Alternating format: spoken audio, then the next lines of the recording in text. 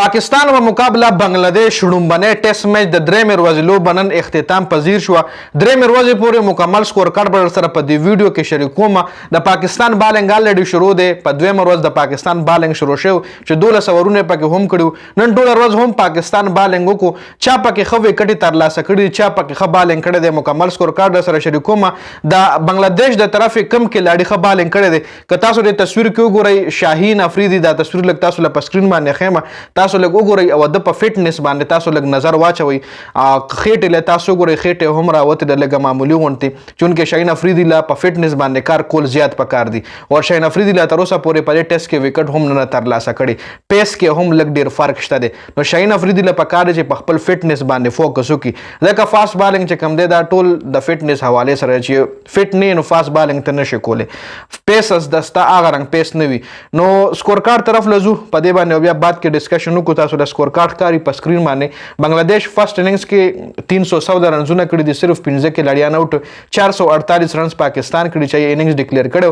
ورپسې بنگلادیش هم زبردست سٹارټ ایستلی دی، 314 رنزونه، 15 کې لړیان اوټ او 92 اورونه وهلي دي. جی شادمان اسلام ورسره زبردست بیٹنگ کړی دی. اوپننګ کې محمد علي بیا بول کړی په 93 رنزونو باندې 183 بالونه واخلي، 93 رنزونه کړي دي، 12 چوکۍ د په اننګز کې شامل دي. ذاکر حسن د داسې خاص بیٹنگ نه دی کړی، 58 بال باندې 12 رنزونه. شان ټودای کپتان دی، 42 بال باندې 16 رنزونه. مومنول چې کم دی هغه 76 بال 50 رنزونه کړي چې دی هم د خرمشهداد په بال باندې بورډ شوی دی. مشفق الرحیم 122 بالونه واخلي، 55 رنزونه کړي، دا ښه کلاړي دی. شاکب الحسن 16 بال 15 رنزونه چې د سایم ایوب په بال باندې اوټ شوی. او لیټن ډاس چې کوم دی د په بیټنګ باندې ولاړ دی، په 58 بال باندې 52 رنزونه، لکه د ون ډے غونته بیټنګ د کړي، 8 چوکۍ او یو چوکا د پاینکس کې شامل ده. مشفق الرحیم د سره په کریس باندې ولاړ دی، دواړه ښه کلاډیان دي او ښه پارټنرشپ بیلډ کو. جی که د پاکستان بالنګ باندې موږ نظر واچو نو شاهین افریدي 18 اورونه کړي، چې 18 اورونه کې 3 میډن ویک کړي دي او 55 رنزونه ورکړي دي او وکټ یو هم نه دی ایستلی.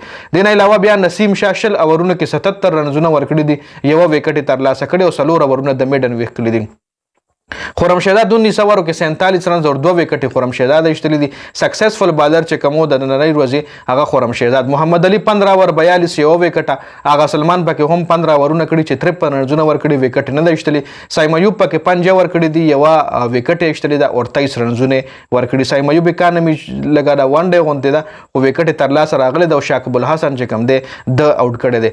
نو په دې میچ کې په دې پلینګ 11 کې پاکستان سره داسې سپین کیټګری کې داسې سپیشلیست بالر نو، همدغه صرف هغه سلمان باندې دی ډیپینډ او نو ټول خبره تاسو وګورئ. څلور ولا فاسټ بالران دي چې کې شاهین افریدي وکټ نه ترلاسه کړي. شاهین افریدي پکچر مې درلو خو لوجي فټنس باندې کار کول پکار دی. شاهین افریدي له خاص د بالکه زیات ټایم د پر کرکټ کول غواړي نو خپل ځان به فټ ساتي.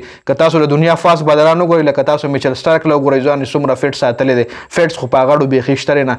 میچل سټارک نه علاوه تاسو د انډیا جسپریت بومرا وګورئ څومره ځان فټ ساتلی دی.